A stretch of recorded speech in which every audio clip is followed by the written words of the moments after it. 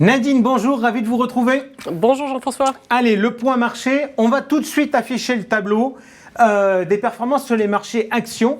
Et lorsque je regarde ce tableau, je me dis, qu'est-ce qu'il faut tirer comme leçon? On regarde le Standard & Poor's qui progresse un peu moins que le mois dernier. En revanche, l'Asie progresse un peu plus. Tout est en tout cas très vert. Qu'est-ce qu'on fait? Ça se calme ou ça continue d'être à la fête au village sous prétexte qu'on déconfine? Ça continue à être la fête au village peut-être en Europe. Aux États-Unis, on voit que quelque part c'est en train de ralentir. 0,7% sur la S&P, c'est ce que vous venez de dire en dollars. Si on le met en euros, c'est négatif, moins 0,70. Donc quelque part, on a un affaiblissement du dollar qui fait que pour les gens, les investisseurs qui sont acheteurs d'actifs en dollars, ils ont quand même une performance qui est en train de s'éroder.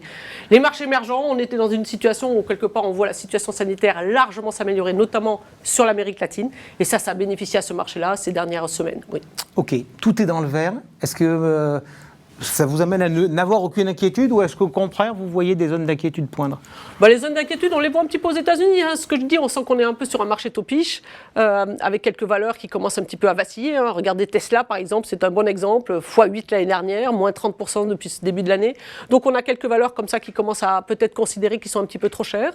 Et puis le marché européen, qui était quand même très en retard par rapport à ce marché américain. J'appelle ça la remontada de la France, parce que cocorico, pour une fois, on a le CAC 40 qui est premier des indices pratiquement des grands pays boursiers. Alors ça, c'est la partie action. On regarde la partie taux, on regarde les chiffres.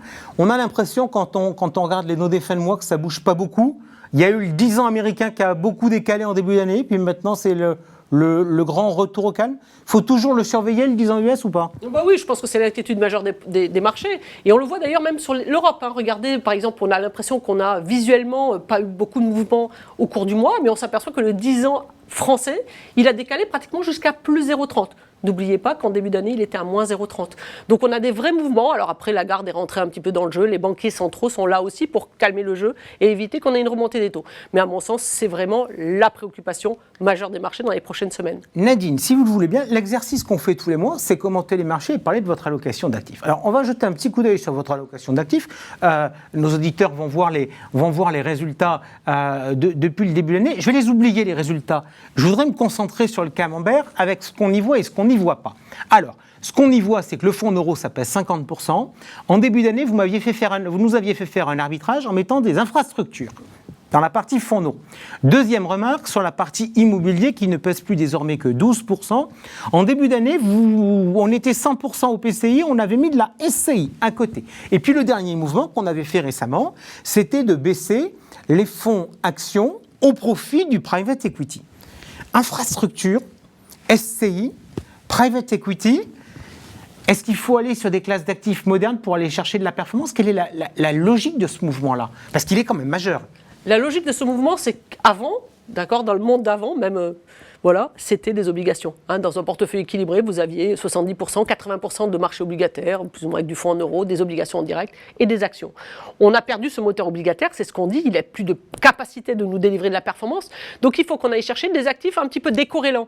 Et c'est vraiment là, parce qu'on sait très bien que les marchés actions, même si depuis 14 mois, 15 mois, on a eu des performances extraordinaires, on sait quand même qu'on va avoir de la volatilité, on va avoir des accros. Donc on est en train d'essayer de chercher des actifs qui vont pouvoir pallier l'absence de rendement apporté par les marchés obligataires. J'entends ce que vous êtes en train de me dire. Ça veut dire que vous craignez le retour de la volatilité et qu'il faut prémunir les portefeuilles face à cette remontée de la vol? Il y en a toujours eu de la volatilité et c'est pas le monde d'aujourd'hui, il ne sera pas moins volatile que le monde d'hier. On peut pas faire des portefeuilles entre guillemets équilibrés avec 50-60% de marché action, c'est pas vraiment possible.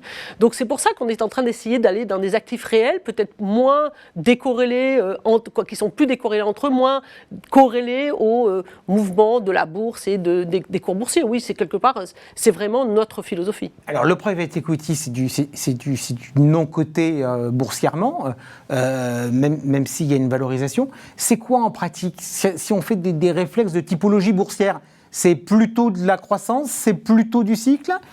C'est ça qui est intéressant dans des portefeuilles entre guillemets comme Primopact, puisque c'est l'unité de compte qui est peut-être la plus répandue actuellement, accessible à des particuliers à hauteur de 5 000 €. On a des dossiers de croissance et on a des dossiers vraiment cycliques. Par exemple, on a Dorna, société qui s'occupe de tout ce qui est le marketing des courses automobiles. Non, des courses de moto, le grand prix. Hein. Donc ça, c'est vraiment typiquement un dossier cyclique. Et à côté de ça, on a des sociétés qui sont de croissance, et notamment pas mal de sociétés de santé. Cette allocation d'actifs, vous la faites dans le cadre d'un contrat d'assurance vie. Finalement, c'est une enveloppe confortable parce que ça... de l'infrastructure, du private equity à plus de 10% de l'immobilier, dans un fonds diversifié, on ne peut pas le faire d'un point de vue réglementaire. Non. C'est la force quelque part du contrat assurance vie, et je pense que c'était le grand effort qui a été fait par les assureurs de façon générale, d'essayer de référencer de plus en plus de fonds qui justement va apporter cette décorrélation, là où dans l'environnement d'un fonds flexible, hein, on a un certain nombre de classes d'actifs qui sont régulées, qui sont liquides et qui sont valorisées tous les jours, et ça limite quelque part l'accès à certaines classes d'actifs. Ok, merci beaucoup Nadine. On se retrouve comme tous les mois en